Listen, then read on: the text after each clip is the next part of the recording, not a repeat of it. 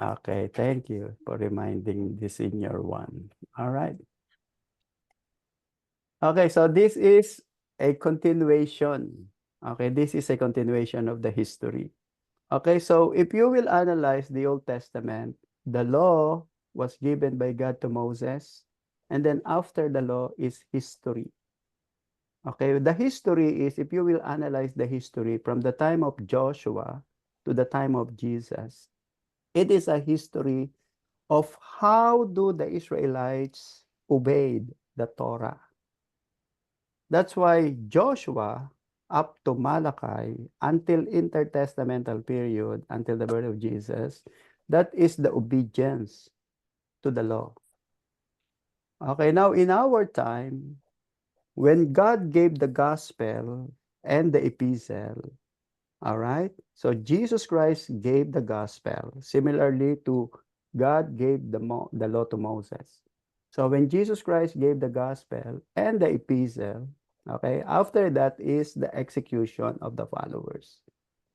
Okay, that's why we are just doing what Joshua and the people of Israel afterwards. How did they obey the Torah? Okay, but for us, how do we obey the New Testament? Okay, so this is how we call the history of salvation. Salvation from the time of course, from the time of Adam up to the present time. Okay, we're not yet done with the salvation history or the history of salvation. We are part of that history. And if you will look at the book of Acts, you will notice that the book of Acts is a open-end story. There is no ending, there is no in Jesus' name, there is no amen. Paul was in mission. Okay. And scholars believe that it is intentional that the book of Acts was not closed because the succeeding generation will continue the story of the gospel and the fulfillment and the expansion of the gospel. So this is how we understand. That's why we really need to understand the church history. Okay. And tonight, again, we will continue our discussion. So this is our fourth meeting. So to make some review, part one is the Jesus movement. Okay, this is the first 100 years or first 300 years. And then part two is the Catholic Christianity, which is the universal church. Okay, so when we say Catholic Christianity means universal in belief and practice. Okay, belief means the way we understood the Bible, and then number two is the way we execute it, okay, which is practice. And then part three is the history of Christianity during the age of the Christian Roman Empire. Okay, so the first thing that happened in this period is the conversion of the empire. Imagine that the empire was converted to Christianity. It's really a very, very big achievement of the Christians. Okay, the conversion of the empire. And then immediately after the conversion of the empire, here comes the problem. There's a problem. What are the problems? So many became Christian, ignoring the importance of holiness, of righteousness. Okay. And then here comes the emerging of Christological controversy. Christological controversy is about the nature of Christ, the question about the Trinity. Okay, how do we understand understood the one God in three persons?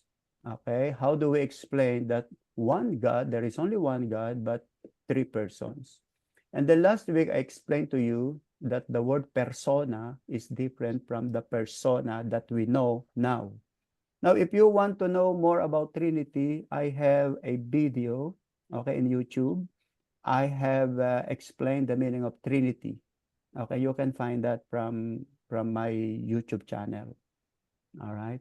And then we also discussed last week the creeds, okay, that there are many creeds. So these creeds, which we are still reciting in our generation, our time now, has started as early as 325 AD, especially the Apostles' Creed. Because after the Apostles' Creed, there's so many creeds. Okay, in modern time, we call it statement of faith. Okay, this is our belief. Okay, this is our statement of faith. Like, I believe in God, the Father Almighty, creator of heaven and earth. I believe in Jesus Christ. And then we also discussed that because of so many controversies, there are many controversies for, okay, some Christians has decided to get out of the society and believe in monasticism. They just live like a monastic lifestyle because they don't want to be mingled with the society, because so many intrigues, so many controversies, so many issues. So they decided to go out, and then they stayed in the desert, they stayed in the forest or in the cave, and then later on they start building monasteries, and then these monasteries became again an issue of corruption of many Christians. And then during this period, the seat of Peter, okay, the seat of Peter, or the throne, or not throne, but the seat of the Bishop of Rome was identified to become seat of Peter. They said that since Peter is the first pope of Christianity, that's how they understood Peter. Although the Bible never say that Peter was a pope, in fact, Peter called himself a servant of Jesus, but the Christians in Rome has exalted the position of Peter to be the Pope, or the first Pope of Christianity. Okay, and then since then, the seat of the bishop, okay, the Bishop of Rome became the seat, or the head of all churches in Eastern and Roman Empire. And then one of the most prominent person during that time was Augustine. Augustine is a very, very intellectual Christian. He started to teach about the free will and the original sin, which we still teach in our time. And then he also promoted the importance of focusing on the city of God instead of focusing on the cities of the earth. And then we also discussed last week the separation, or what happened to the Greek Orthodox. Okay, remember that there are two concentrated churches during that period: the Latin Church, which is, or the Latin Catholic, which is in Rome, and the Greek Orthodox Church, which is in Constantinople. All right. So tonight we will continue our study, and we will just discuss in a very, very short discussion about the mission to the barbarians. Remember that during those period, okay, the barbarians are those people who do not follow the tradition of Latin and Greek. Okay, that's the original meaning of barbarians. So if you don't speak Greek, or you don't speak Latin, even though you are civilized, like what happened to this, the Norway, the Finland, the Scandinavian countries, the Visigoths, okay, they are considered barbarians because they don't share the culture of Latin and Greek. And then they became the target of the Christians for evangelization. Okay, so you can see here, the Constantinople, they began to move, okay, west. Okay, they began to move west, northwest, because they want to evangelize the world, not to conquer by war, but to conquer by salvation. Okay, so you can see the mindset of the people. So where are these, what are these nations that needs to be evangelized?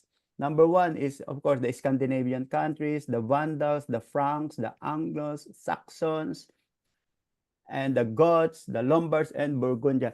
So these are what we call the barbarians during the 5th century, 5th, 4th century.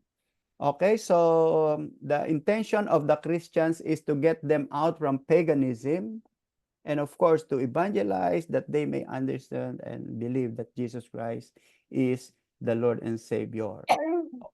Okay, and then they discover that before the Catholic Christianity went to the north, The Arians were already there.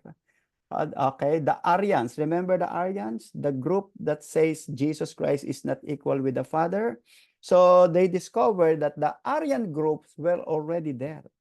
Okay, so that when they went to the barbarians, they discovered that there are many Arius followers are already there. Okay, so they share the gospel and then they bring them into the Catholic Christianity. All right. So as I've said, so these are the nations, okay? And in Ireland, okay, I'm sure you know, you are familiar with Patrick, Saint Patrick, you know, here in New York, many Catholic are very proud in Saint Patrick's Cathedral here, one of the most expensive and prominent church here in Manhattan, New York. And they are very proud that they are follower of Patrick. Patrick was a British, okay? He was a British receiving the conviction from the Lord to bring the gospel to Ireland, okay? And then while he was in Ireland, he began to share the gospel to the Irish people. And then later on, he became the patron saints of the Ireland, our Irish people. Until today, okay, until today, the Irish people are very proud that Saint Patrick went to their country during that period. And now they celebrated, I don't know what month, maybe January or February, I don't know. And they celebrate. And if you come to New York, all people who are celebrating Saint Patrick's Day are all drunk, okay? Because they are celebrating the holiness of Saint Patrick, and yet they are all drunk and don't know what they're talking about. All right, so that was 5th century. So it means Saint Patrick or the Irish people were already converted to Christianity as early as 5th century. All right. Okay, so this Danube River. Okay, so look at that. This is from Black Sea. Okay, they use this river, okay, in order to evangelize the European people. All right. Well, until now, you can still see this. Okay, I saw this several times when I was in Germany. Okay, so another group of people that has been evangelized by the Christians were the people in what we call in modern time France. Okay, France were celebrating the Olympic now. So the French people, or we call them Franks. So the Franks or the French people were converted to Christianity in 481 AD. Okay, as early as 481 to 511. And the founder of that nation is said to be Clovis. He was converted to Christianity. He accepted Jesus Christ as Lord and Savior, and they spread Christianity in the land of the Franks. Okay, so they were converted to Christianity. And look at this stone; it is still there in one of the old church in Paris. And this stone, this memorial stone, was made as early as said to be 6th century. Okay, where he was baptized, and then the Holy Spirit fell down upon him. Okay, so this is a memorial, and this is a sign that the nation was converted to Christianity during the 5th century. Okay, and the last thing that we will discuss about the barbarians is the British people or the English people. Okay, so the English people were converted in what year is that? About 600 AD. Okay, in England. Okay, there were Benedictine monks. Okay, Pope Gregory sent the Benedictine monks to England, and then there was a man named Augustine. So this Augustine is different from the Augustine that we know. Okay, this is another Augustine. So this Augustine is from England.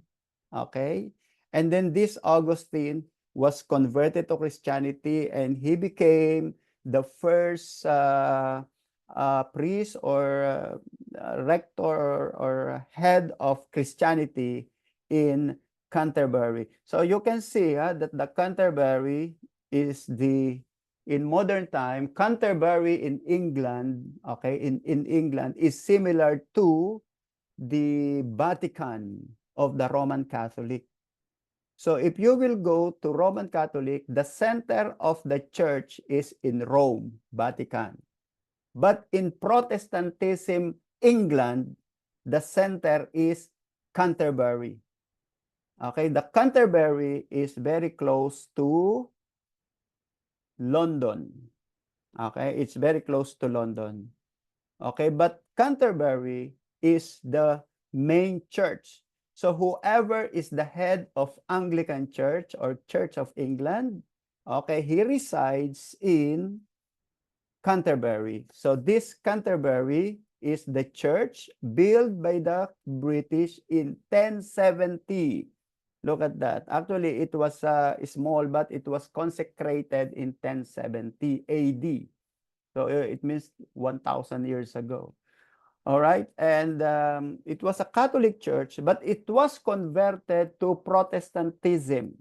It was converted by King Henry VIII in 1500 to Protestant. Because originally, the British, the Irish, the French, the Scandinavians, all of those were part of the Catholic.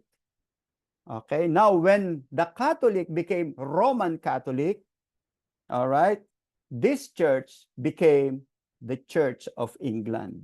We will discuss that when we go to 15th century. Okay, so according to our passage here in England, okay, passage to England, in 596, Pope Gregory the Great sent a party of Benedictine monks to distant and barbaric England under the leadership of Augustine, who later became known as Augustine of Canterbury. And then Augustine and his monk began their ministry in Kent and found favor of Queen Bertha and King Ethelbert. So you can see the queen was converted, the king was converted, and then the whole nation of England were also converted to Catholicism. Not Roman Catholic yet, but to Latin Catholic. And then later on, Augustine became the first bishop of Canterbury. Okay, so that's how we have to know this. We have to know because these nations are prominent in Christianity. Okay, like England, like France, like Scandinavians. Okay, and they are those who promote Christianity as early as 5th and 6th century. And if this is said to be the oldest picture or the first picture of Augustine of Canterbury. Okay, now, if you are in England, let us say you have a time to visit England, you should go to Canterbury so you can see. All right. As I have said, it was originally a Catholic church, but now it's an Anglican church. Anglican is a Protestant. Okay. Anglican is the first nation that protests during the Reformation. Okay, during the time of Martin Luther. Okay, now let's continue our study, this time during the Middle Ages. Okay, we are now heading towards the Middle Ages. So during this Middle Ages, there are many people that you need to know. Okay, so number one is, of course, Gregory the Great.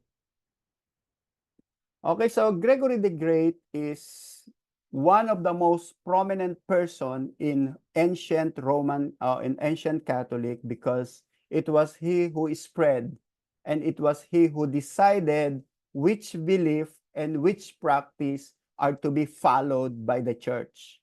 In 590, Rome suffered through the tragedies of floods, wars, and plagues, also conquered by Visigoths and later by Lombard. They destroyed monasteries, churches, and slew priests. Remember that during the time of Augustine of Hippo, okay, in 380. The reason why he wrote City of God is because Rome was devastated by natural disaster and at the same time devastated by wars. And then after 250 years, here come again the same tragedy.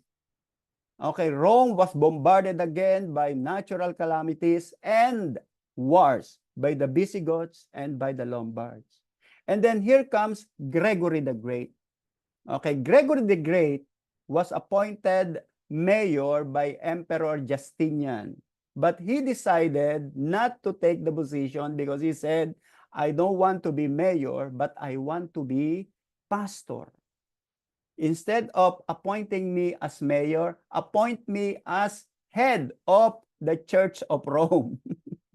So he became the pastor or the priest of the Church of Rome. And at the same time, while he was doing his pastoral works, he also intervened in politics. He intervened in politics and he became, okay, representative of Roman Empire in the West. Okay, although he is Rome, okay, he is a priest, he is a pastor, okay, he is a spiritual leader, but at the same time, he became a politician. And being a priest, pastor, and politician is very, very effective to him. He was able to promote peace among the enemies of the Roman Empire.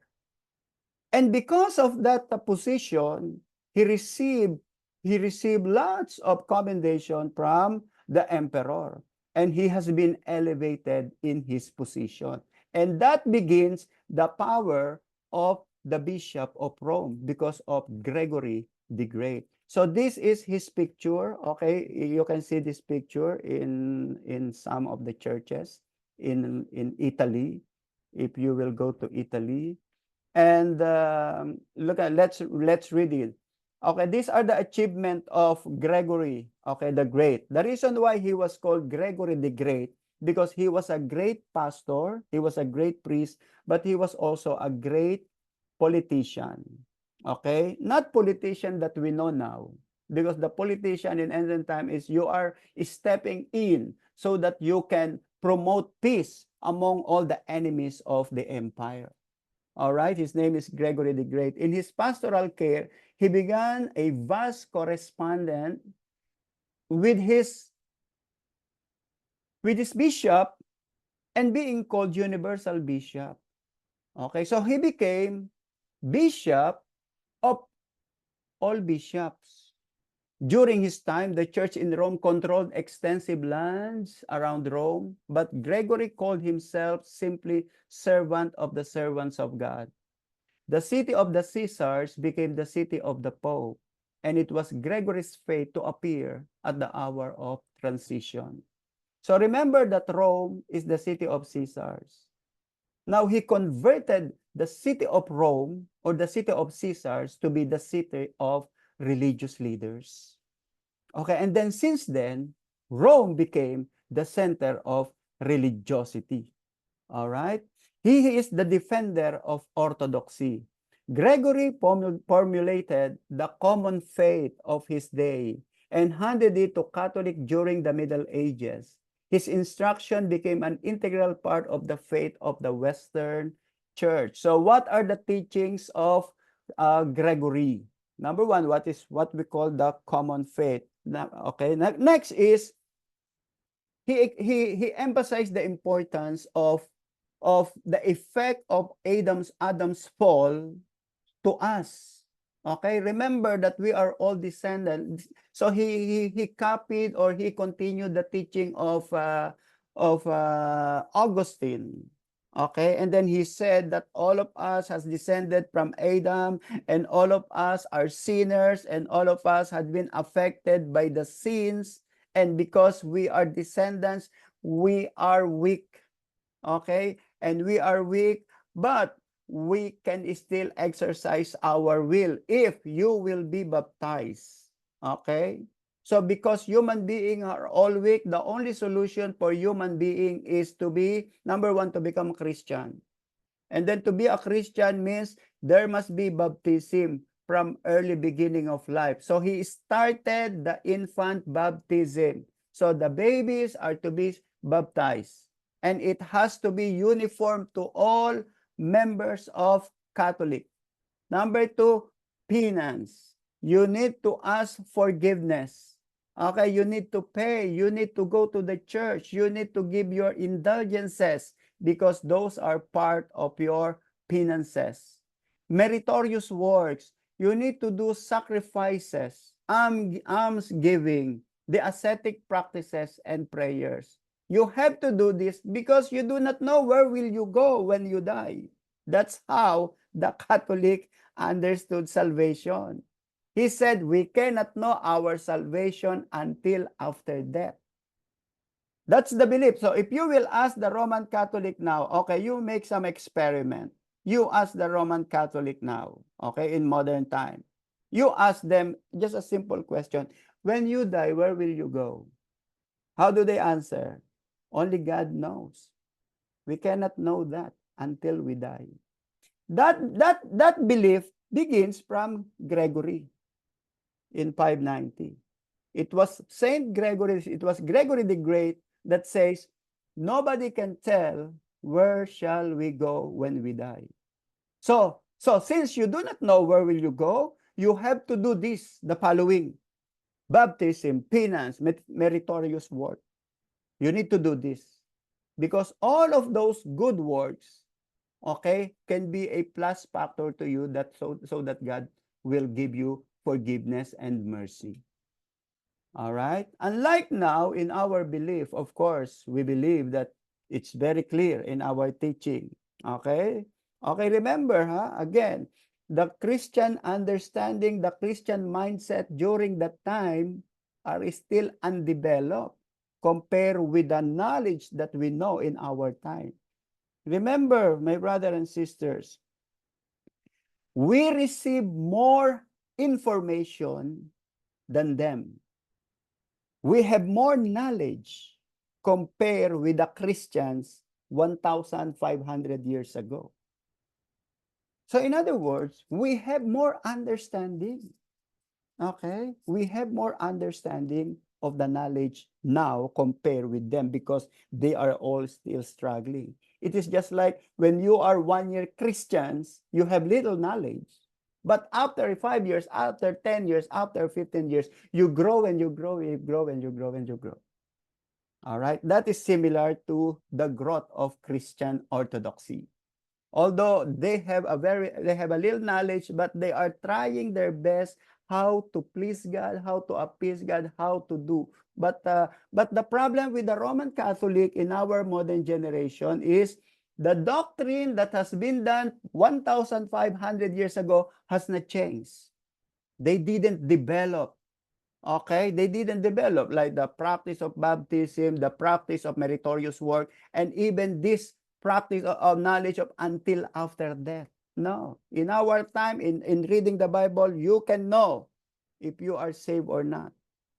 Okay, John 3:16 is very, very clear. Whosoever believes in him should not perish, but have eternal life. Okay. Letter C, sinners have the help of the saints. So this is again another doctrine that was introduced by Gregory the Great. So now, since you are struggling, you can pray with the help of the dead saints. Okay, so you have to have their bones, hair, nails, clothing. And these saints are ready to be your advocate in time of judgment. That is his teaching. Okay, that's why many Christians are saving the hair of the saints, the bones of the saints, the piece of cloth of the saints, because they might be remembered by this martyr. Okay, who are these martyrs? The martyrs who were killed during the Roman persecution. The martyrs who were killed by the Visigoths and the Lombards or by the enemies of Christianity. Okay? So according to Gregory, let's celebrate this. Let's do it. Okay, and then that became a uniform belief of many Christians, belief and practice. And then he also promoted that sin could be atoned in purgatory.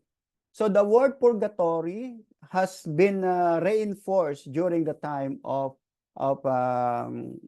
Gregory the Great.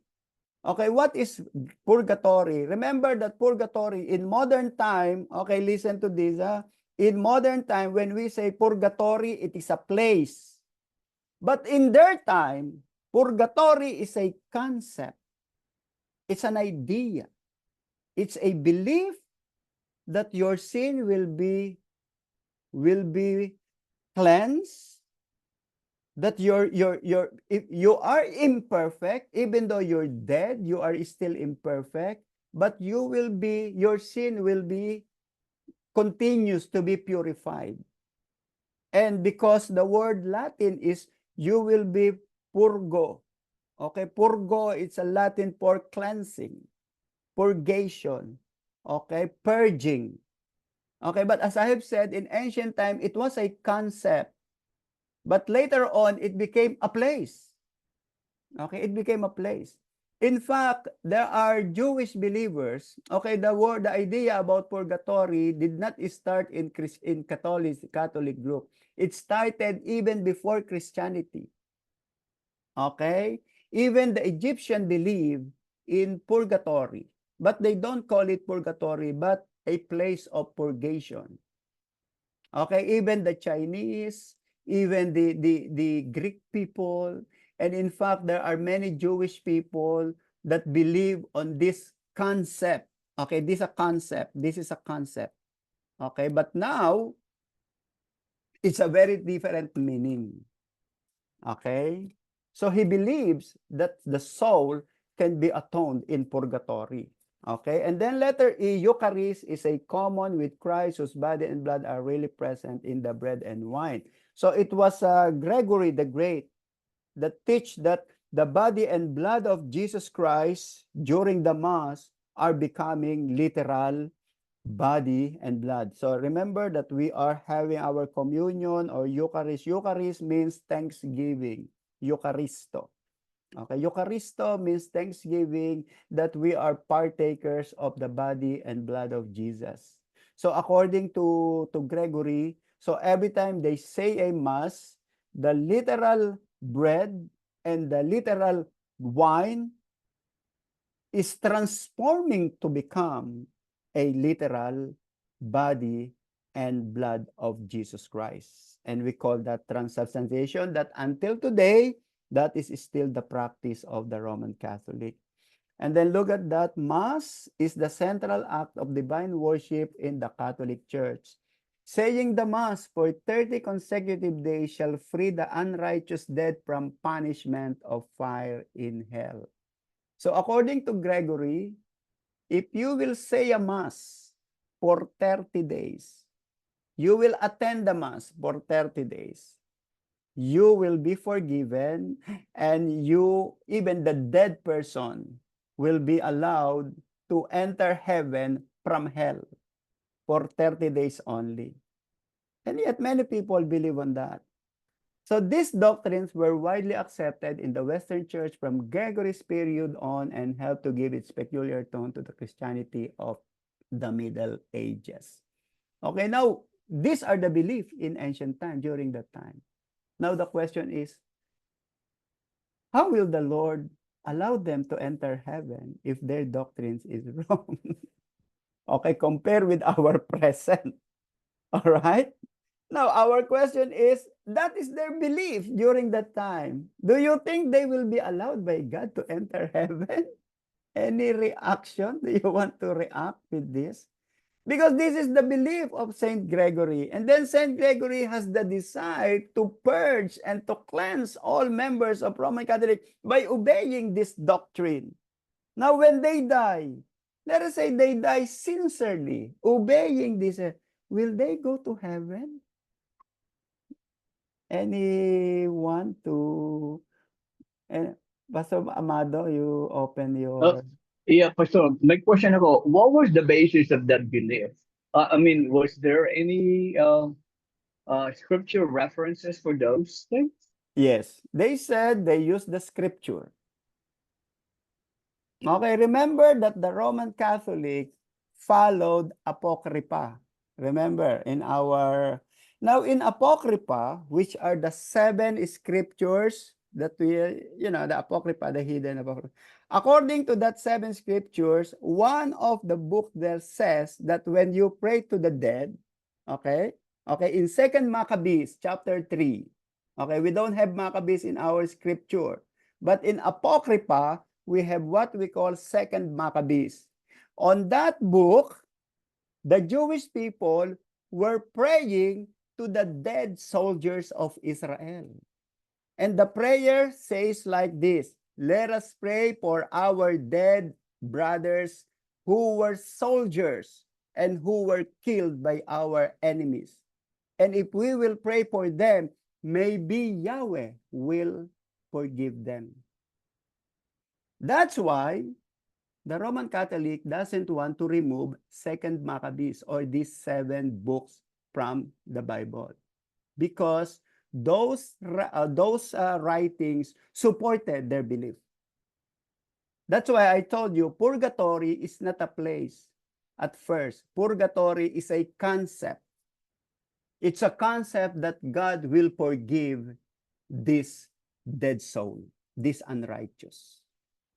Okay, so the Eucharist that they became, where did they get this? Okay, they said that Jesus said, this is my body which is broken for you. Do this in remembrance for me. So they interpret it during that time, 5th, 6th century, as, oh, it is a literal body of Jesus. That's how they understood it. So they supported their scripture. Okay. So the same thing with the baptism, with the prayer for the saints. Okay. Okay. So they said they are supported by the scripture. Okay. So that my question is, do you think they are saved? Who wants to believe that they are saved? Pastor Lloyd, how do you, if you are God, let us say you are the Lord Jesus Christ, will you save these people?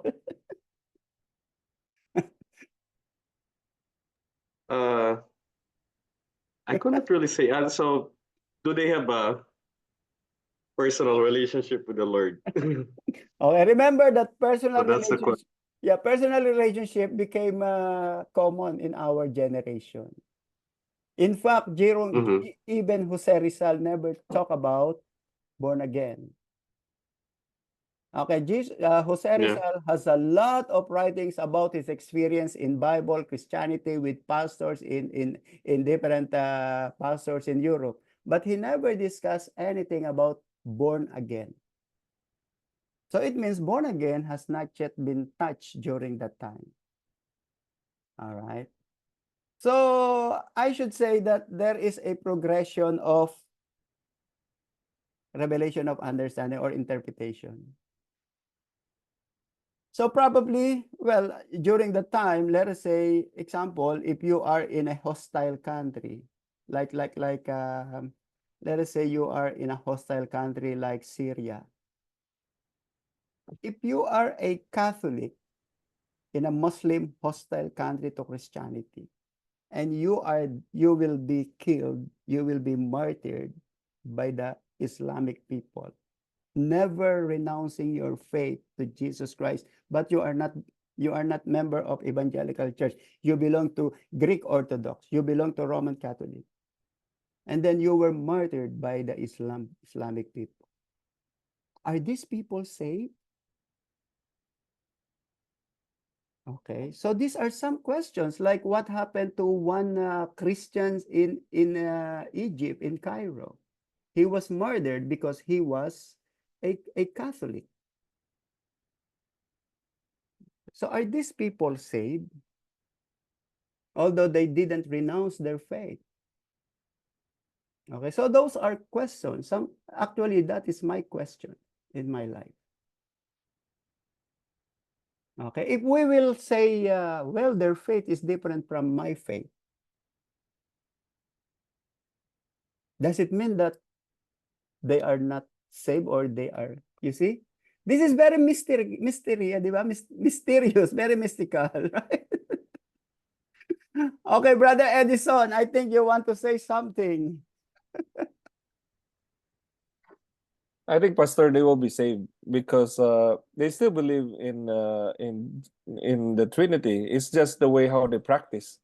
So Mhm. practice is like, yeah, I mean, it's the same thing as doing some mistakes. We're not all righteous, but you have faith. What if they have idols in their homes?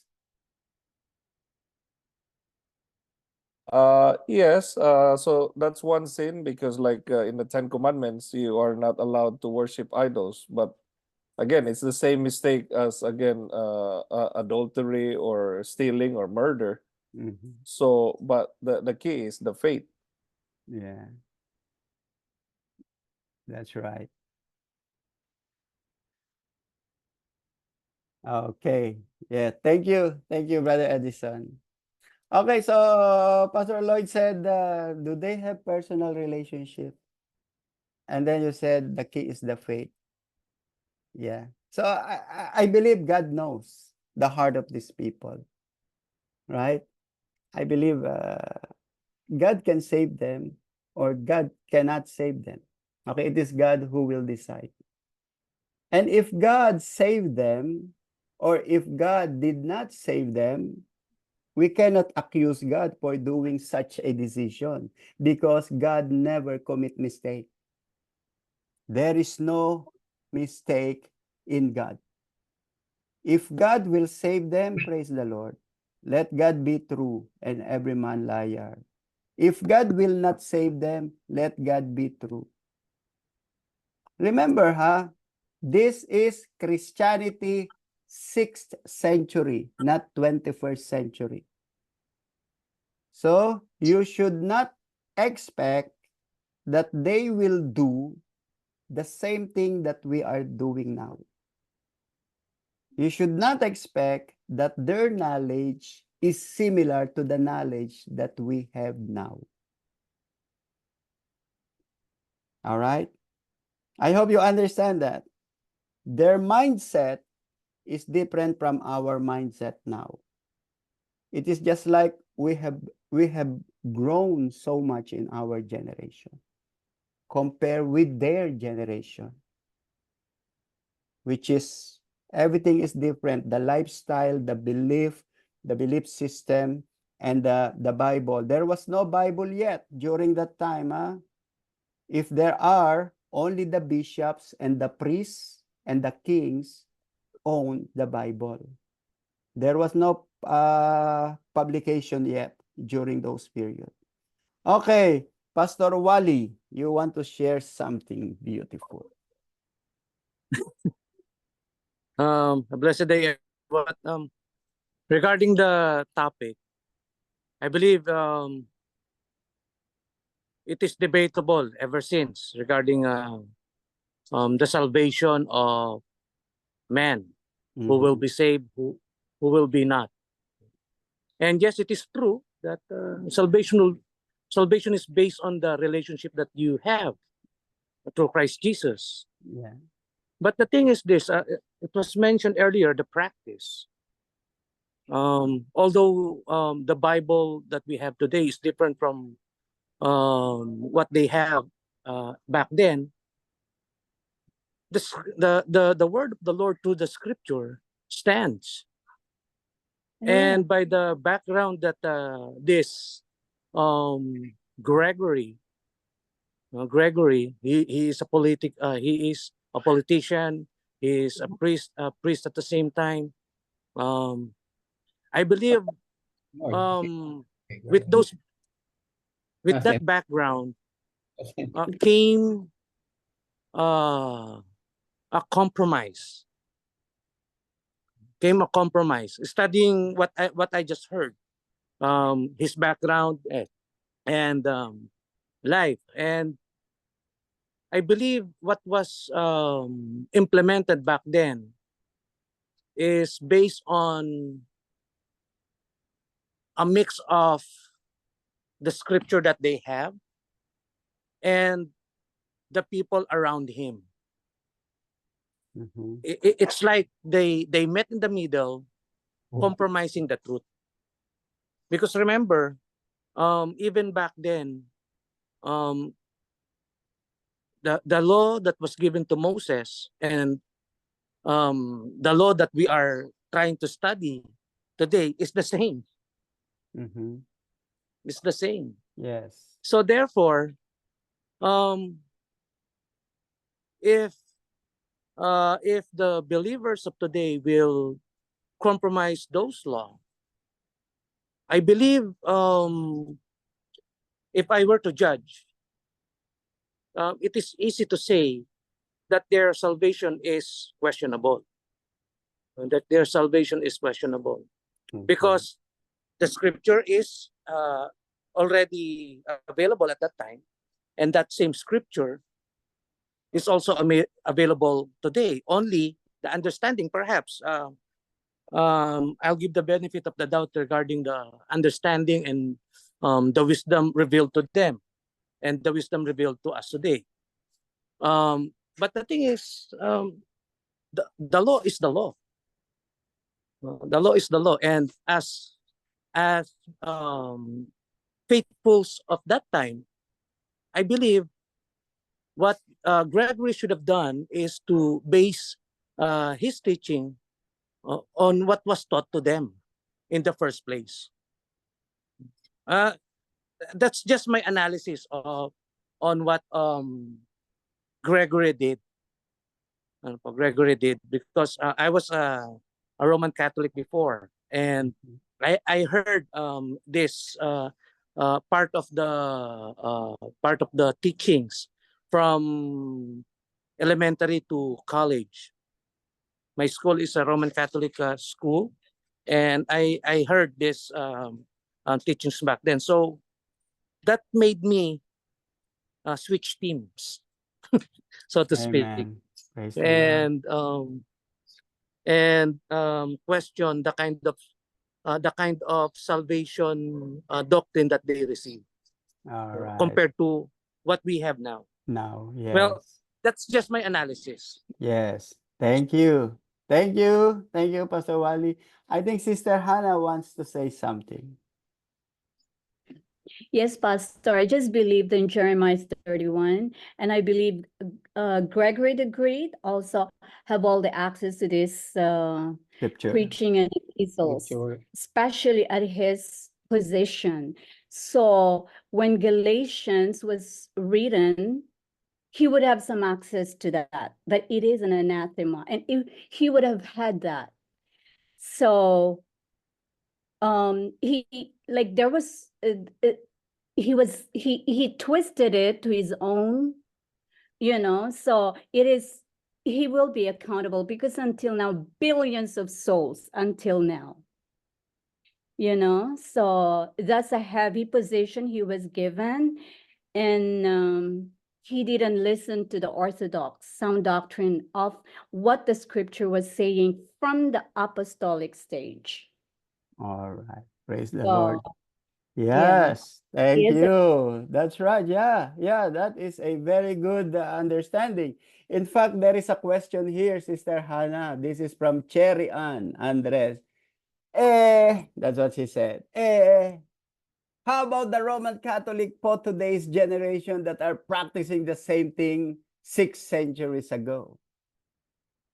Well, the more they have responsibilities. They have greater responsibilities to God because the scripture is available in our generation. All right. The scripture are available in our generation. All right. And if they will continue following the 6th century teachings, they have greater responsibility. Okay. That is the same thing. Islam has not changed from 7th century to present. Okay, they never change, they never grow. The holy war that they were promoting 1,300 years ago is still similar today. Okay, so he has responsibilities. Okay, he has responsibilities. Okay, but the thing is, well, that is the reason why many Roman Catholic, okay, as what's in your study of the church history, there are many Catholics who really want to get out from the Catholic Church because of these teachings. Okay, compromising. Okay, compromising, making rule, making law without considering the importance of the scripture.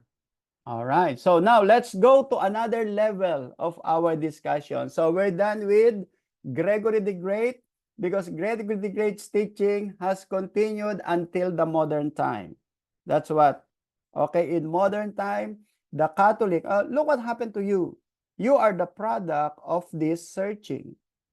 We were once Roman Catholic, but because your spirit are not satisfied on what you have, you decided to read the Bible, and then you decided to get out from the Roman Catholic and start exploring the truth about the scripture. Okay, but for some people, unfortunately, they never find the true knowledge about God. Okay, that's why you have to be very, very thankful to God for opening your mind. All right, because there are many religious people who are still in their old ways and tradition.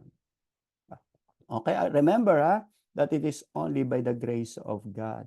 Okay, now because of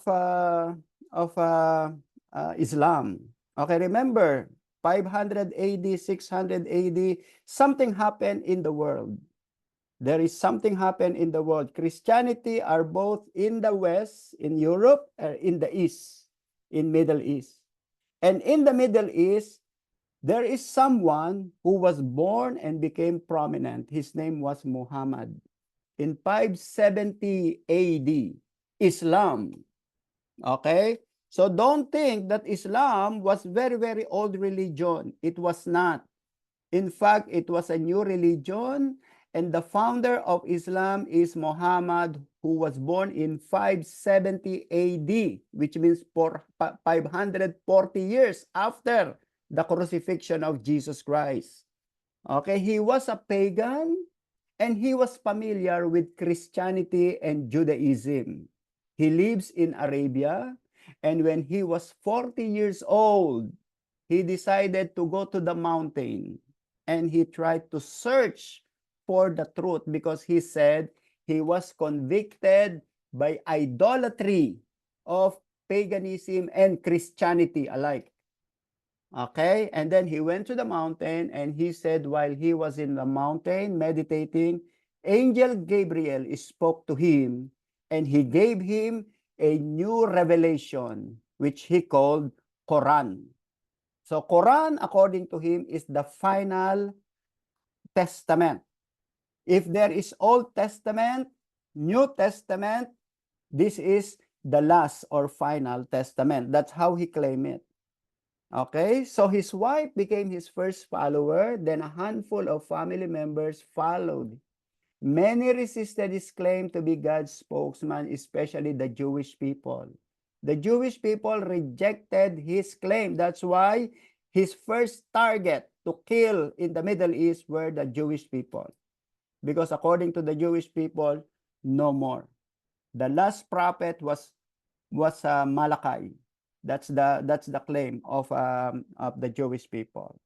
So it was only after many battles, arguments, and war that Muhammad was able to gain a vast following in Arabia.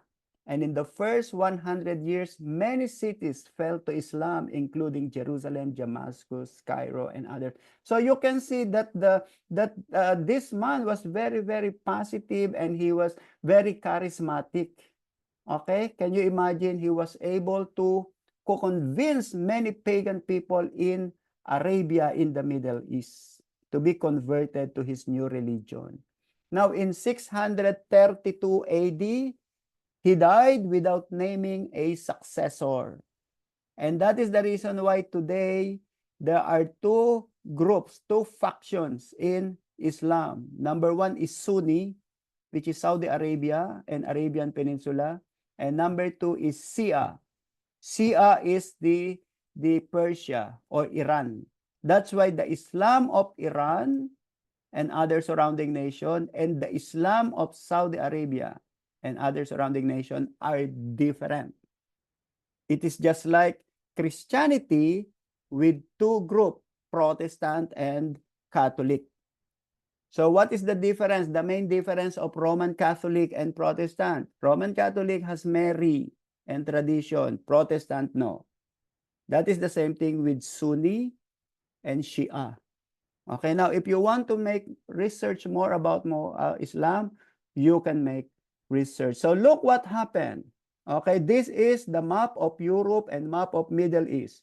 The whole Middle East were converted to Islam. Remember that there are many Christians in Arabia. In fact, there are many churches that was discovered by archaeologists in Arabia and in Middle East. And they were all destroyed by Muslim as early as 600 AD. Okay, they were converted, and all the Christians in Cairo, Alexandria, okay, in Algeria, in Cyrene, in Morocco, they were all converted to Islam and Spain. Okay, so look at that. It was, okay, so this is it. So Spain was also converted. Look what happened to Spain. All right, so the first 100 years of Islam. All right. All right, and then look at that. Europe. In the map of Europe, from 500 to 700 AD, Islamic threat was very, very strong because Islam was able to convert Middle East, North Africa, and now the next target is Europe. All right, so the European who were always fighting and fighting because of their religion, Arianism, okay, Catholicism, Greek Orthodox, they began to realize that, wow, we have to have unity. We have to have unity. So the barbarians, including the Franks and Visigoths, began to work in unity with Roman people.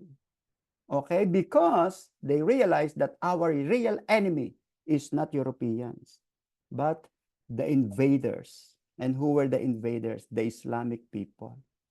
Look at that, in 711. Okay, 711, hindi yung tindahang 711. Ha? In 711 AD, all right, Spain was invaded by Muslim. And by 718, the Visigoths collapsed as a kingdom, and Muslims began to make raids across many countries. Remember that the Visigoths were barbarians, and they were very powerful, and they almost conquered the whole Europe.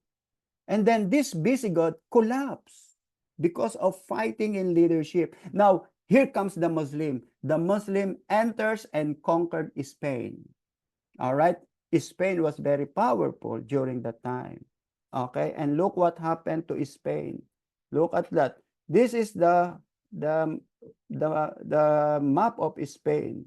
But when the Muslim came, okay, all Spain became Al-Andalus. That's the name of España. The word España was changed to Al-Andalus. Okay, and then that was 719 AD. Almost easy, they were very easy to conquer. But after about 300 years, Spain began to push back. Okay, and this is what we call Reconquista. Remember the Reconquista? Slowly, they push back the Muslim southward, slowly, until 1492. Okay, from 719 to 1000, and then 1492, they were able to expel all the Muslim out from Spain. And if you will go to Spain, especially to the southern part, which is one of my favorite places in Spain, you can see this, Alhambra Fortress. Okay, this is a very, very huge fortress. This is a palace built by the Muslim in 1076 AD. All right. And then it was taken by the Christians, Queen Isabella and King Fernando in 1492. For sure you are familiar with that. And when you enter inside, You can see me there, my picture. I was there last year, and these are Islamic. Okay, it was built by Islam, but it was reconquered by the Spaniards, Queen Isabella, King Fernando, and look at that. What is inside is Islamic, but it was converted to Christianity in 1492. Until today, it is a Christian. The Muslims were not able to reconquer it because Spain was very, very powerful from 1492. That's why when the Spaniards went to the Philippines, they saw that Muslim, our enemies, are here again. They are here again. And they knew how to destroy the Muslim because they were fighting against Muslim. Okay?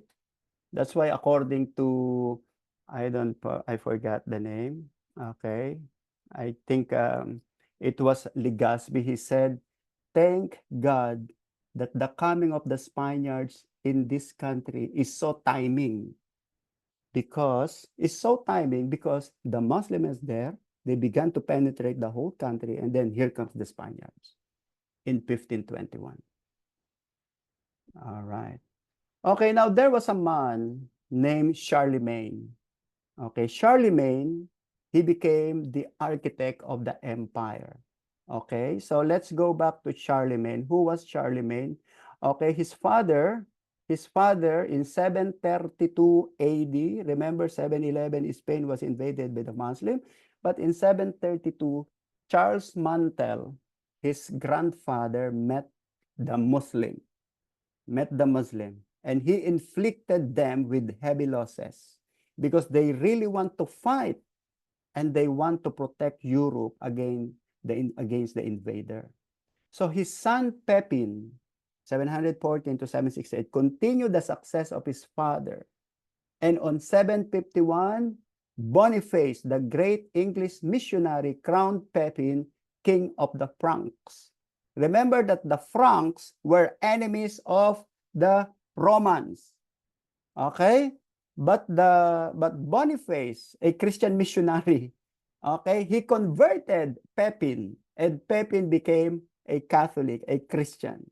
And then that begins the unity of the barbarians and the Romans. Then they became united, and their goal now is to push back, okay, to destroy all the powers of the enemies. Okay, so now here comes Charlemagne, the son of Pepin. Charlemagne was born, and then he became a very, very wonderful son. Okay, he succeeded his father Pepin in 768 with three goals in mind. Actually, goal in mind: military power, religious power, and then intellectual power. According to Charlemagne, okay, if we want to destroy Islam, number one, we need to put together military, religious, and intellectual. Okay? Do you know what is the idea of Benjamin Netanyahu? According to Benjamin Netanyahu, if we want to be powerful, we need to be powerful in economy. If our economy is powerful, it means our military will be powerful too. And that was also the goal of China. That's the reason why China is military powerful today, because they began it economically. So if you are rich, you can be powerful. Okay? And that's the mistake of many nations. Okay? They copied, but they neglect the most important. So economy is very important. Make our economy powerful. But according to Charlemagne, military, religious, and intellectual. Religious and secular could be united, should be combined. So he drove the Muslim back and established the frontier area centered around Barcelona. Remember that Barcelona is a very strategic location because Barcelona is very close to, in Mediterranean, and they can easily push back the enemies. He also intervened in the Italian politics and church in Rome. So he began to study the politics and began to study Rome. And then the Pope needed protection. And then Charlemagne, his kingdom, needed divine sanction. Okay, while the religious needs protection militarily, okay, the government needs a divine prayer, divine protection. That's how he understood this. Okay, so this is a golden silver of image of Charlemagne. Okay. Now, I think you can find this in a German museum or in Berlin Museum. All right, so on December 25, 800 AD, Pope Leo, okay, Leo III, 795-816, placed a golden crown on Charlemagne's head, crowning him as Augustus of God, restored the Roman Empire, but with holy. Okay, remember that originally it was Roman Empire, but he used Holy Roman Empire. And then instead of calling the kingdom of Roman Empire, he called it Christendom. So all nation in Europe is part of Christendom or Christendom. Christendom is a German term for Christian world. Okay, the Christendom.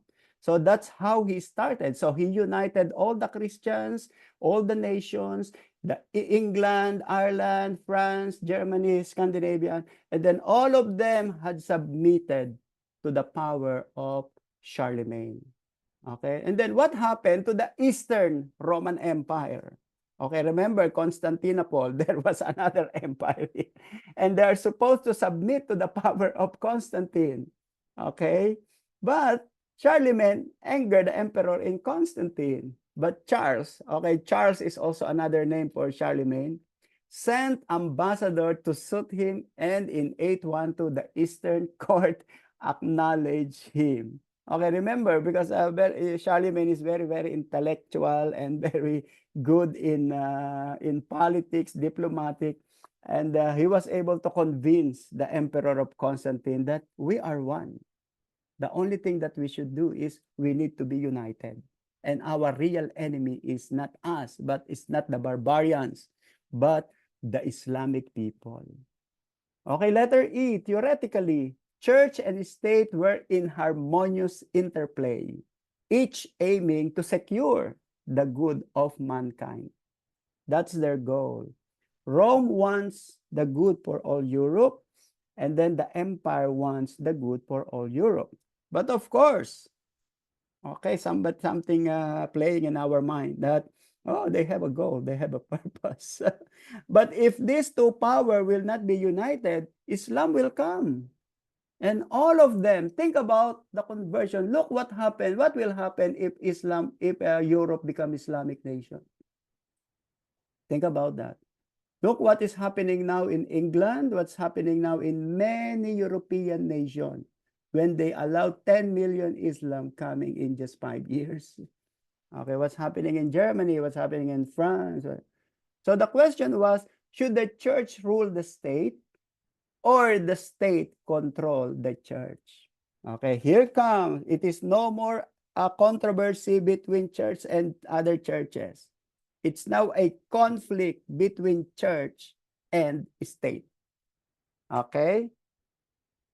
The contest will illustrate a countless fields throughout the Middle Ages. Charles restored a measure of law and order and fostered the revival of learning, importing scholars from Italy, Ireland to promote the studies of Greek and Latin from the new center in the north to extended Christian civilization in Europe. So that was his goal. He wants a unity between secular and sacred. And according to Charlemagne, this is effective. This is effective. Well, this is effective if the leaders are sincere. But we know that many people will someday abuse this power. Okay. Setting in order the house. So this is what he did. The monastic movement had begun to reform. Clerical celibacy, abolition of simony, free the church from secular control. Because during this period, the power of secular is above the church. But of course, the church is struggling because the church wants to be free from the control of the secular. Because the church believe that their calling is higher than the calling of the emperor. In fact, even Pope believed that his power is higher than the Pope, than the emperor. Okay? The emperor should not appoint Pope, but the Pope should appoint an emperor. That's why in 1059, they form a college of cardinals. What is this college of cardinals? It is a group of popes, okay? It is a group of bishops, that will select who will be the new pope. Remember that before 1059, it is the emperor who appoints pope. That's why the candidate for the new pope should talk. They should court the emperor so that the emperor will anoint them to be the next pope. But later on, the popes and the bishops in Rome had realized that we should select from us. We should not ask the emperor to select among us. We ourselves should select. And then they call it the College of Cardinals. And until today, that is their way of selecting pope. Do you remember there is a time if the pope is dead, there must have a white smoke at the chimney of this in Vatican. Okay, I'm sure you're familiar with that. And then after that, Gregory 1073 to 1085 insisted that spiritual power was supreme over temporal. So this is what I was telling a while ago, that the Pope said that our power, the power of Pope is supreme, is above than the power of the kings and the power of the emperor. And then Christian society must be organized under the Pope. So you can see that the Christian society must be organized under the Pope and then using the name of Peter. And during this period, the church attained a level of power and influence over the lives of men. All right, we have a question. Okay, Brother Wally, is that you?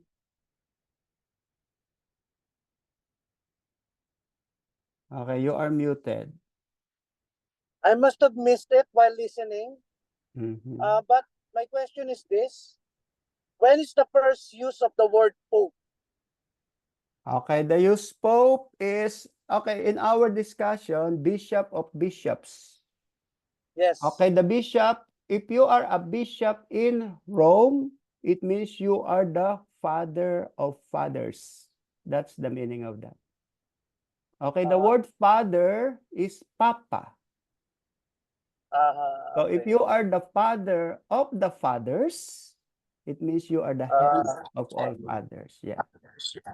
Okay, but later on, it became English Pope. All right. I see. All right. Yeah. Thank you, sir. Okay, no problem. Okay, and then he was also called Bishop of all bishops or Father of all fathers. All right, there are so many terms, but the idea is he is the Bishop of Rome. Okay, so whoever becomes Bishop of Rome is the Pope or the head of the Catholic Church. Okay, do you know that the Church of World International, okay, in our church in Middle East, I think in Dubai, because United Arab Emirates has several what we call emirates. I think there are 7 or 5 emirates. Emirates, just like states. 1 state, 2 states. But in UAE, the nation is divided into several emirates. Okay, whoever is the head of Abu Dhabi, okay, if you are the head or the pastor of Abu Dhabi, it means you are the head of all churches in UAE. It means you are the Pope if you are the head of Abu Dhabi. All right. Okay, that's how they formulate it. Okay, that's how they formulate it. Okay, now in England, okay, in England, if whoever is the Bishop of Canterbury, okay, if you are the head or the Bishop of Canterbury, it means you are the head of the Church of England. So it means it is a rule. Okay, so now what happened to the church? Okay, so we can see that it was Charlemagne who helped to prevent the coming of the Islam, and then after another 100 years, something new again happened in the church. This time it is the Crusades or the Crusaders. Okay, so I don't know. I'm sure you have heard about the Crusades. Okay, in modern time, when we say, oh, I want to go to the Crusades. What is crusade? Crusade means a gathering of all believers because there is someone or some of the group people will speak or will do the healing miracle power. That's how we understood when we say crusade. But originally, when we say crusade, it means it is a taking up the cross of Jesus with a different meaning. It has a twist. Okay, by the 10th century, bishops were already organizing mass pilgrimages to the Holy Land. Okay, so during that period, the Christians, remember that they are in Europe and they want to visit the biblical places. Okay, they saw the condition of the Holy Land under the control of the Muslim leaders. So many Christians, like what happened to you, Sister Alma, from California, you did a pilgrimage, you went to Bethlehem, to Jerusalem, and that was already being done 1,000 years ago, or maybe earlier than that. Okay? So the Eastern Emperor wrote to the Western princes and to the Pope seeking mercenaries to aid in the rescue of lost territories. What happened to the Eastern Emperor, to the Eastern Church? Okay, the Eastern Church was slowly taken by the Muslim. Slowly. Okay, so if I have a map here, I don't have the map, sorry. Okay, in 1095, okay, the Pope Urban II proclaimed the First Crusade to regain the Holy Land. Remember that the Holy Land was in the hand of the Muslim. Now, many pilgrims realized that it should not be so.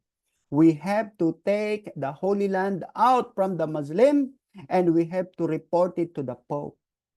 We have to report it to the Pope. And then when the Pope heard this miserable story, he began to call the attention of the Christians around Europe, and he said, let us go to the Holy Land and let us take the Holy Land from the hands of the Muslim and let it take back to our hands.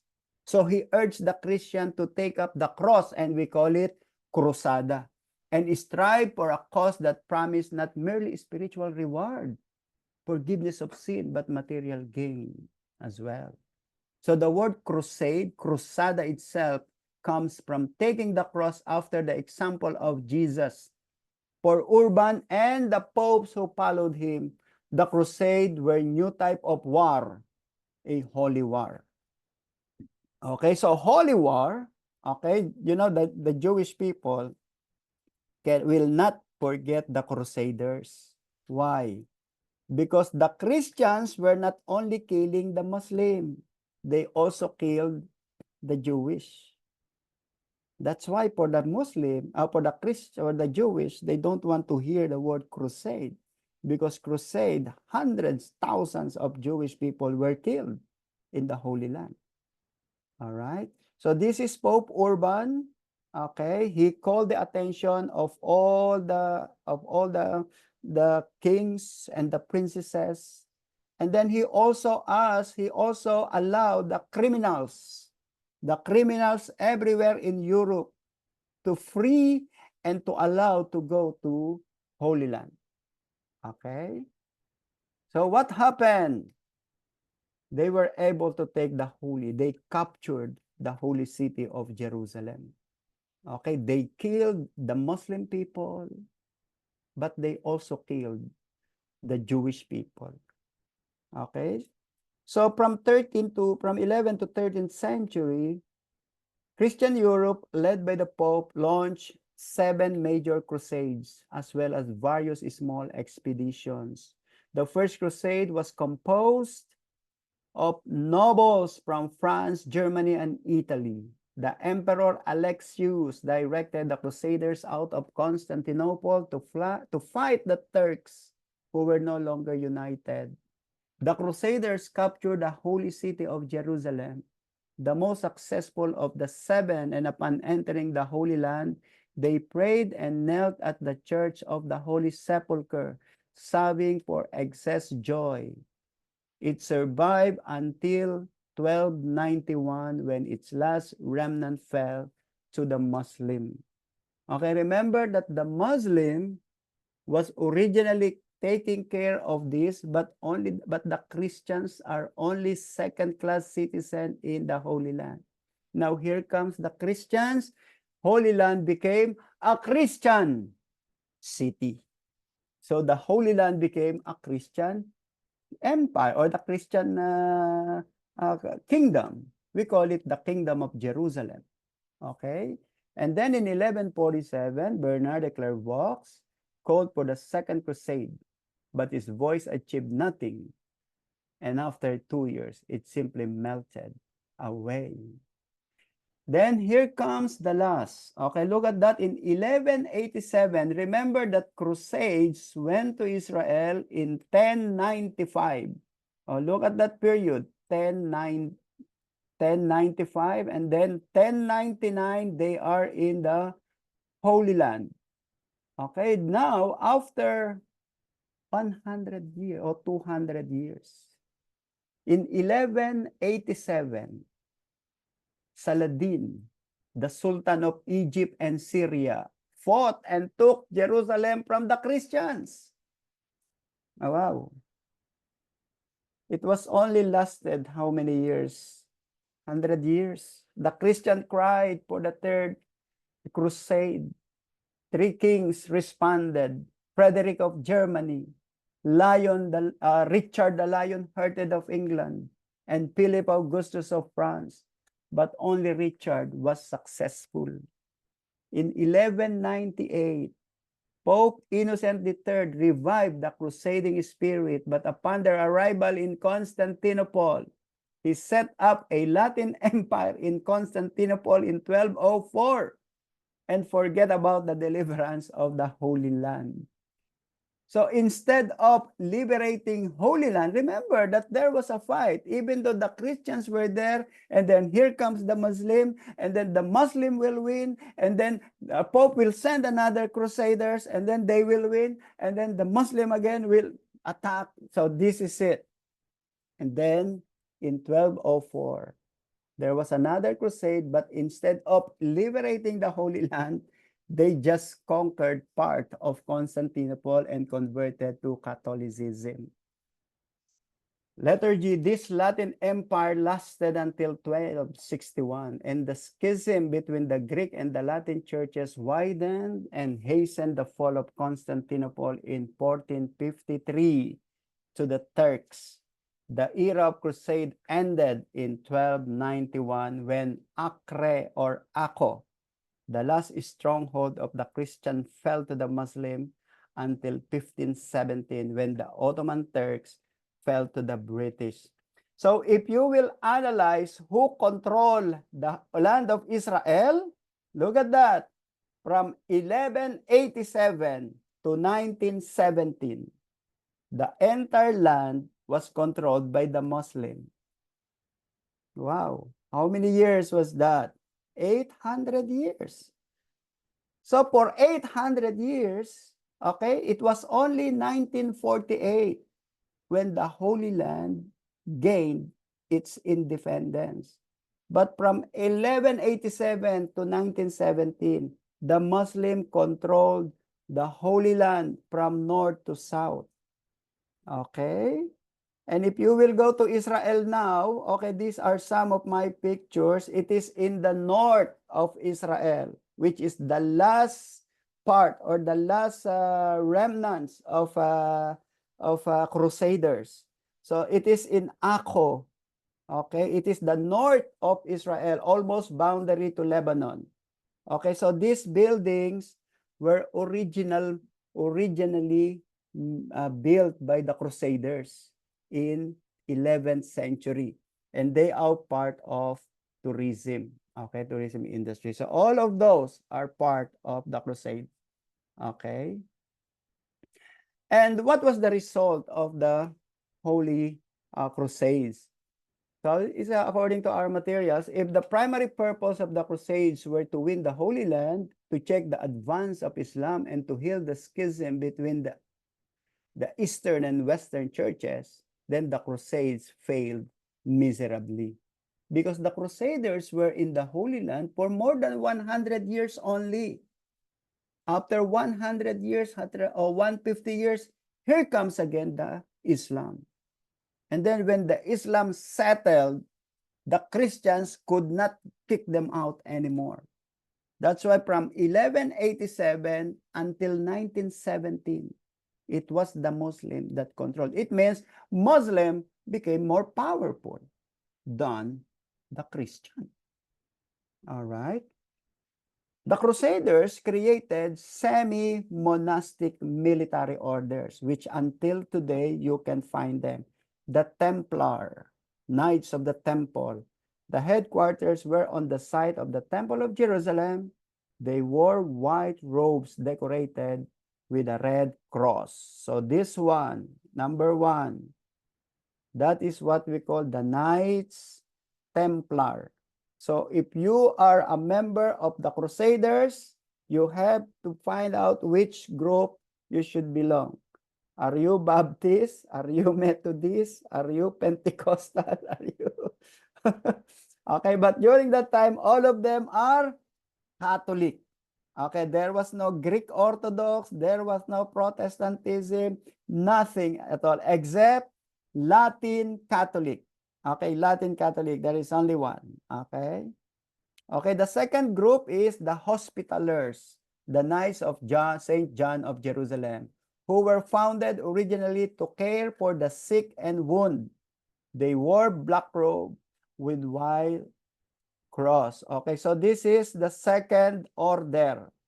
Okay, the Knights Hospitaller. Okay, which is in the middle.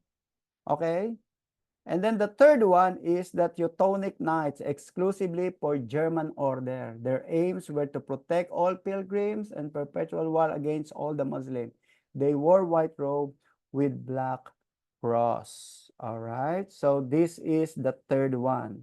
Okay, actually, these three are the most important orders during the Crusade period. How about the other, like Order of Holy Sepulchre and Knights of Santiago? Okay, the Knights of Santiago is Order of Spain. Okay, because the Spaniards were also very, very active.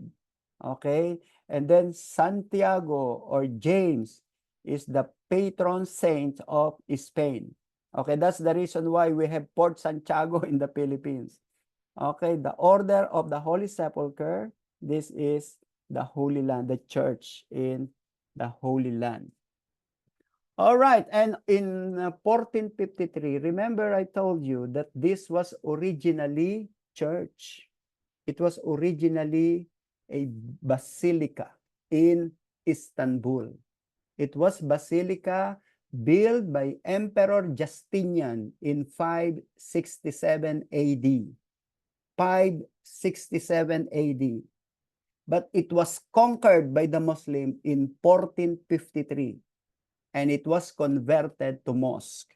Now, if you will go to Turkey, you can see it as a mosque with all these minaret. Okay, those are minaret representing the sign of Islam. All right. Okay, so after this, what happened? Okay, what happened to the Christians in the Holy Land? They were pushed back by the Muslim and they returned to Europe. All right, remember, they have no place in Holy Land anymore. Otherwise, they will be treated as second-class citizen. And we call that in Arabic as dhimmi, dhimmi. Dhimmi means you are second-class citizen. So because they have lost their power in the Holy Land, many of them returned to Europe. And in Europe, there is an explosion of knowledge. Because they have learned the Greek language, they discovered many things about Holy Land. And then they brought this knowledge to Europe. And then here comes scholasticism, the explosion of knowledge. Okay, they began to actually, after this, there is another, the Renaissance. Remember Renaissance, after 500 years or 200, 300 years, here comes the Renaissance. The Renaissance is similar to scholasticism. Okay? So the rise of universities.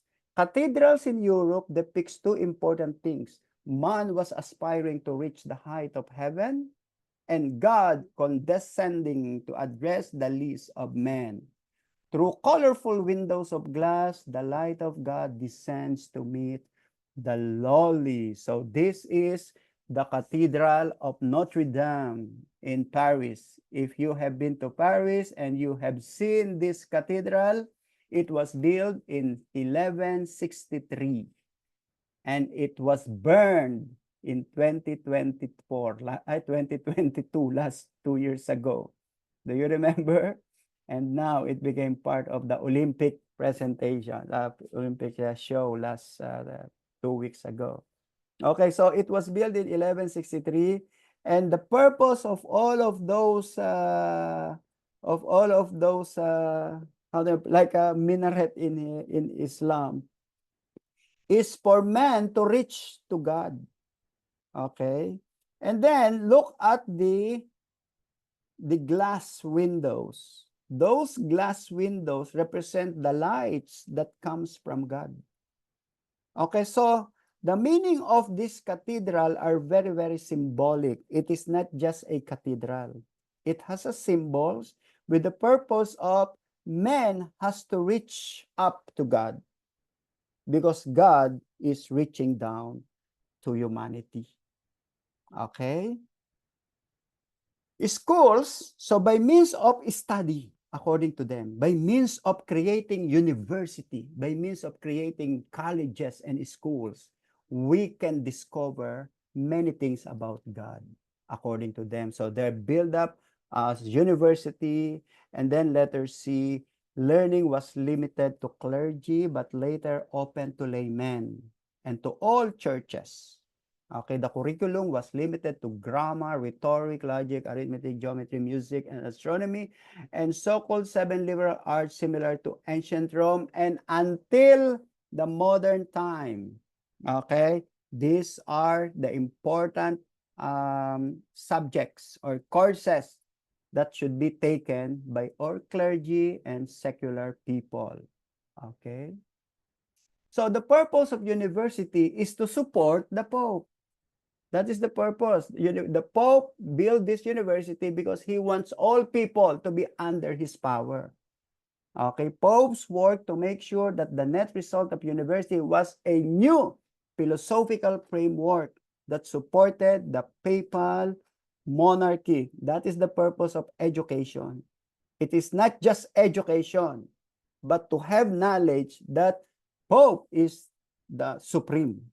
And we should support the Pope. Letter B, canon law. This canon law is very important. Okay, in fact, it was recently, maybe after 200 years ago, canon law was removed from the curriculum. Okay, but canon law governed the church and the government. Okay, but this canon law was made by universities. Okay, and universities is controlled by Pope. Remember that.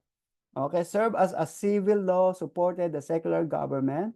It was the law administered in all ecclesiastical court from bishop up to the Pope. Canon law ordained confession, communion, excommunication, penance, marriage, wars, and everything about social life. The universities provide rational and theological construction of Christian society, so that when they face controversial issues regarding reintroduction of the writing of Aristotle and reason, they were able to handle them intelligently. Because during this period, reason is not allowed. You cannot just reason out. Your reasoning should be based on the scripture. Your knowledge should be based on canon law. Anything that does not follow, that not conform to the canon law, will be considered heresy. Okay, so these are said to be the oldest universities in the world. Number one is the University of Bologna in Italy. It is said to be the oldest university in Europe, 1088. And then followed by Oxford University in England, 1200. And then University of Cambridge in London, 1209. University of Salamanca in Spain, 1209. And there are many universities during this period that was built. In Eastern Europe, I only gave you 4, and I gave you ideas when did the university started in Europe. Okay, in the Philippines, it is said to be that San Carlos University in Cebu is the oldest university. I think it's 1578. And then University of Santo Tomas is 1611. But here in US, it's Harvard is 1634. Okay, so one of the most prominent person during this period was Thomas Aquinas. Okay, Thomas Aquinas was a very intellectual person. He was a Dominican monk, and his famous book is called Summa Theologia. Okay, so until today, we are still studying this Summa Theologia, written by Thomas Aquinas in probably 1260 AD. And then according to him, okay, he remember that there must be separation between philosophy and theology. But according to him, we can combine philosophy and theology, reason and revelation. Okay? Now, what do you mean by philosophy? Philosophy, literally, it means lover of wisdom. Phileo and Sophia. Philosophia. Okay? Phileo is lover. Sophia is wisdom.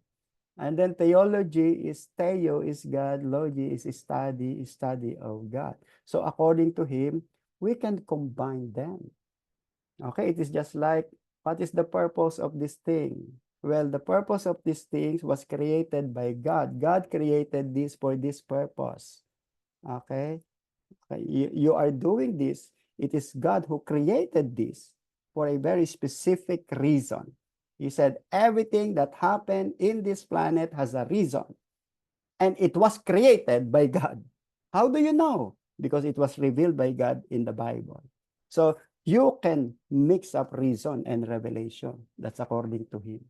Summa said that man is sinner and in need of a special grace from God. Jesus Christ, by his self-sacrifice, has secured the reconciliation of man and God. But this is not new. Okay, the teaching of Thomas Aquinas was not new anymore. And this is his picture. Okay? Okay, sino bang kamukha niya? All right, so Thomas Aquinas believed that submission to Pope was necessary because of the divine sanction of the papacy. So according to him, human being must submit to the power of Pope because he was God's representative in this world. That was 1260 AD. In other words, 800 years ago or 700 years ago. Okay, and then another one, there is another group. Okay, these are the group. Remember that, there is another group in the 12th, 13th century. They want to go back to the original Bible, and we call them back to the apostles movement, back to the Bible. Okay, and it was promoted by a man named Dominic Guzman. Okay, so Dominic Guzman was the man who wants to go back to the authenticity of the Bible. Okay, all right, and then because of his desire to go back to the Bible, he promoted the importance of poverty. According to him, if the pastors and the clergy and the Christians will live simple life, and if the Pope will live simple life in poverty, the people will be won in the kingdom of God. That's his belief. We need to be poor so that we can win poor people unto the Lord. I don't know if that is logical. All right? Okay? But many people followed him. In fact, he became very prominent. And then he promoted the Dominican mission until the time that he had been ordered that all of his followers, all who wants to follow him, became Dominican priests. Okay, so now we have two orders. Number one is Benedictine, Benedict. Okay, remember Benedictine for those who build this monastery. And now number two is Dominic. Dominic said that we need to live a poverty life. And then the Pope made an order of Dominican order. And then at the same time, the Pope appointed him or his group to be the head of Inquisition. Do you remember the Inquisition, the Spanish Inquisition? Anybody who will not follow the Catholic belief, okay, the inquisitor has the right to inquire. Maybe you are pagan or maybe you are witch. The reason why you don't follow the Catholic, it's either you are doing evil things or you are pagan. Okay, so that is the purpose of Inquisition. And the number one target of the Inquisitor during the period of 1400 were the Jewish people in Spain and Portugal, the Spanish Inquisition. But during this period, 1220, this is the beginning of Inquisition. And it was started by Dominic Guzman. And according to Dominic Guzman, the Virgin Mary has appeared to him. And the Virgin Mary has instructed him to recite and formulate the rosary. That's the beginning of rosary. Hail Mary, full of grace, the Lord is with thee. Blessed are you among women, and blessed is the fruit of thy womb, Jesus. Okay? Do you know that before the rosary, the Christians were also reciting rosary? But instead of Hail Mary, they are reciting the book of Psalms. They have to memorize the book of Psalms. Okay, like Psalm 1. Blessed is a man who do not walk on the work of the evil. So that's how they do the rosary. But when Dominic claimed that the Virgin Mary has appeared to him, so let's change the book of Psalms. Let's change it to Hail Mary. So Hail Mary became now a part of the belief and practice of the Catholic. And this is the picture of Dominic. Okay, Pope Innocent IV authorized torture as a means of getting information and confession for accused heretics, including Gnostics, witches, magicians, sorcerers, enchanters, and Jewish and Muslim, especially the Jewish in Spain. All right. Okay, another group. Okay, so we have two now. Another group that promoted poverty, and his name is Francis of Assisi. I think this is the last. Okay, this is our. Okay, Francis of Assisi. Sorry. Francis of Assisi, his name was Giovanni Bernardone, known as Francis of Assisi, 1181 to 1226. He was a very wealthy man, okay, but he used his wealth in mission. Do you know what happened to him? He went to Middle East, he went to Egypt, and it was during the crusade period, my brother. It was during the crusade period, okay? Remember that during the crusade period, the Christians and Muslims are fighting. And it was during that period that Francis of Assisi went to Egypt. And then he talked to the Sultan, and he wants the Sultan to be converted to Christianity. But the Sultan rejected his offer. All right. So he wasn't able to convert the emperor or the king of, or the Sultan of Egypt. And look what happened. He went to the Holy Land. And while in Holy Land, he built up many monasteries. And if you will go to Holy Land now, okay, all the Roman Catholic churches in Holy Land are under Franciscan order. That is the reason why the Holy Sepulchre, the church, in Bethlehem, in Nazareth, in Galilee, in Jericho, all of them are under Franciscan, because the land was first conquered, or so to say, conquered by Francis of Assisi. So the Pope gave him authority to build ministry in Holy Land, including Israel, Jordan, and Syria, part of Lebanon, and part of Egypt. Okay, so this is the picture of Francis of Assisi. Okay, and then after that, there was an uproar because the Christian wants to be independent from Pope. They don't want to call themselves Christendom.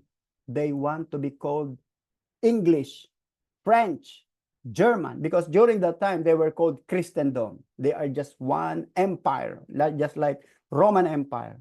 But there is Holy Roman Empire. Okay, but as I've said, in German, it is Christendom.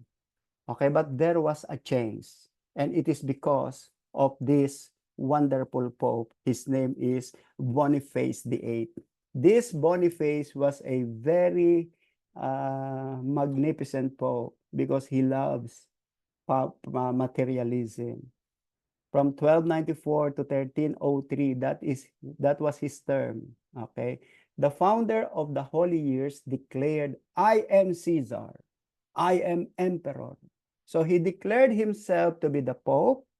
At the same time, he declared himself to be Caesar and emperor of the Holy Roman Empire. He deposed the emperor, and then he crowned himself as Caesar at the same time as emperor. And then his crown contained 48 rubies, 72 sapphires, 45 emeralds, and 66 large pearls. Okay. His term was unrivaled, reaching the peak of power, religious and political. He was skillful to impose his own will to emperor and kings. During this period, the idea of Christian empire is slowly faded out. More people were getting used to the idea that they were English or French, no more Christendom. So this is the picture of Boniface, who's said to be the most luxurious pope and emperor that ever lived. But the King of England and the King of France refused to accept him. Okay, he said, "Pope, all of your properties in our territories should be taxed. You need to pay tax. You are no longer tax exempt, according to the king. At least here in America, church are still tax exempt." But in England and in France, during the time of Boniface, they said no more taxation exemption. But Boniface said, if you will tax the church, we will excommunicate you. Okay, according to the king of England and France, okay, excommunicate us, but you have to pay. Otherwise, if you will not pay, if you will not, we will sheriff all your properties if you will not pay. And then the king backed down, okay? So this is what happened. So after this, people began to lose their trust to the Pope because of many anomalies and anomalies. And then there was a time, there was an incident that there are two popes. One pope in France, Avignon, and one pope in Rome. And we have what we call the 70 years captivity of the church. For 70 years, the Pope is not sitting in Rome. The Pope was sitting in Avignon, France. All right? And we call that the 70 years captivity of the church. Okay? Because the Pope, who was a French, doesn't want to go to Rome. According to him, Rome was not a holy city. Avignon is the holy city. All right, so for 70 years, the church or the seat of Pope is in Avignon. And the history called that the 70 years of captivity. But after 70, the next Pope went back to Rome. And it was restored there since then until today. Okay, so in history, this is what we call the 70 years captivity. So this is the building of the Avignon in France. And again, there was a papal schism. All right, so it's already 10:27. All right, so we will continue this next week. And I hope you enjoy our discussion tonight. Do you have any question? Because next week we will talk about the Reformation. Okay? The Reformation is one of the most exciting period for the Protestant. Okay, we Protestant, okay, the Reformation is our connection. Okay, because the Protestantism emerged during this period. Okay, but there was a background. Before it happened, there was a background. It was John Wycliffe. Okay, Wycliffe, who is the favorite person of Brother Stan. All right. Okay, he was the first to translate the Bible in English. And if you will read the translation of John Wycliffe, you cannot understand the first sentence. It's very, very difficult. And the spelling is very different. It's really very different. Very, very different. Okay. Okay, if you also familiar with Wycliffe Bible, okay, remember that the first English Bible was translated 1380. Okay, 1380. And the English was very different from the modern English. And then here comes, that's Wycliffe, and then Tyndale. And then Tyndale is another English Bible, which is very difficult. And then there is another one, which is Geneva Bible. We will discuss that next week. Geneva Bible, 1560. Okay, 1560, Geneva Bible. It's another English. I used to read Geneva Bible, but I don't understand because the English is very different. Because Geneva Bible is the English during the time of Shakespeare. Okay. And then here comes King James Version. So King James Version is very new. It's very new, and King James Version is a product of different version of English.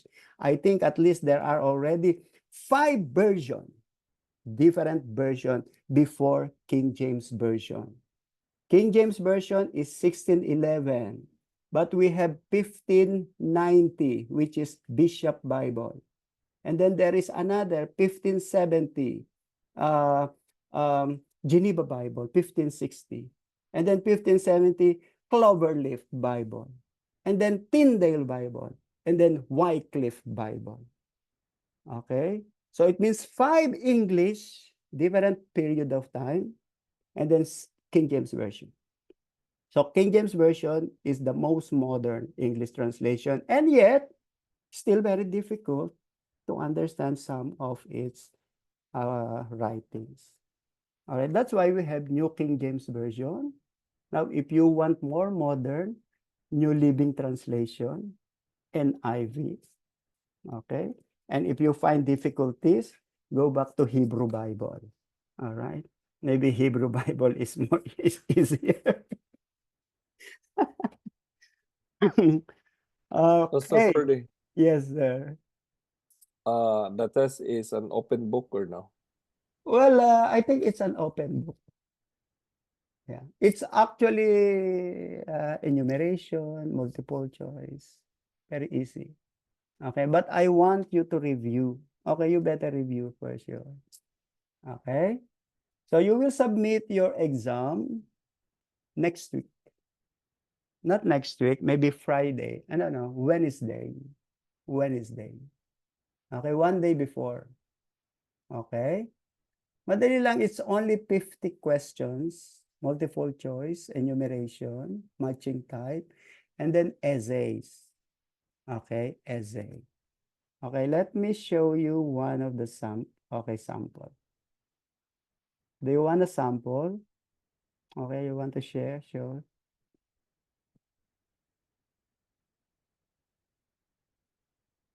Oh, I cannot share it here. I can't share. I can share here. Let me check. Pastor Ferdy, one more question. Mm-hmm.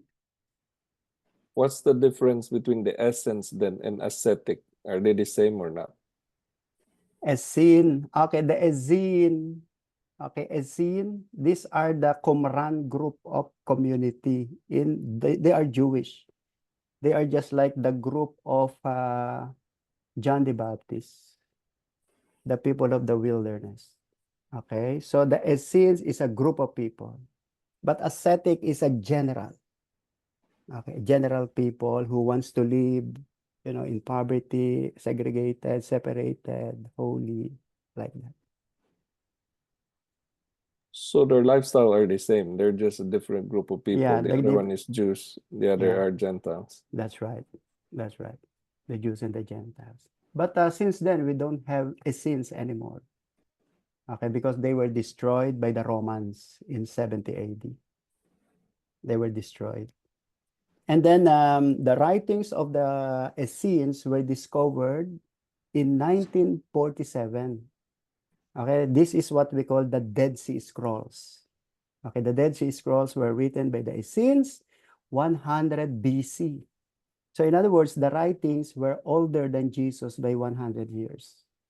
And now they were discovered. And many of them are on display in Israel Museum and in Jerusalem Bible Museum. All right. So for those of you who want to go to Israel, don't go now because it's still war.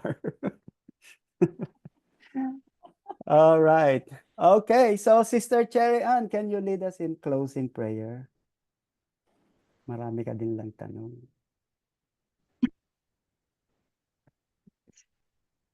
Let's pray po. Our dear and Heavenly Father, we praise and we thank you for today's learnings, Lord God. We thank you for our teacher na patuloy mo pong binibigyan ng wisdom and knowledge to share to us. And thank you for a teachable heart for every student, Lord. And may you bless us more with the knowledge and wisdom as we go through the study, the research. Bless us, Father. And thank you for the whole week that we once again study and may we continue to bless you even more in our lives, Lord. We thank you. This we pray in Jesus' name. Amen. Amen. All right, so let's have our picture. Already. 1, 2, 3. Yes. All right. Good night and enjoy your Night qu- po. God enjoy bless your you. quiz. Enjoy your quiz. Bye-bye. Night. Pastor. See you next week. Thank you. Thank Thank you, you. Pastor Ferdy. Thank you. Welcome.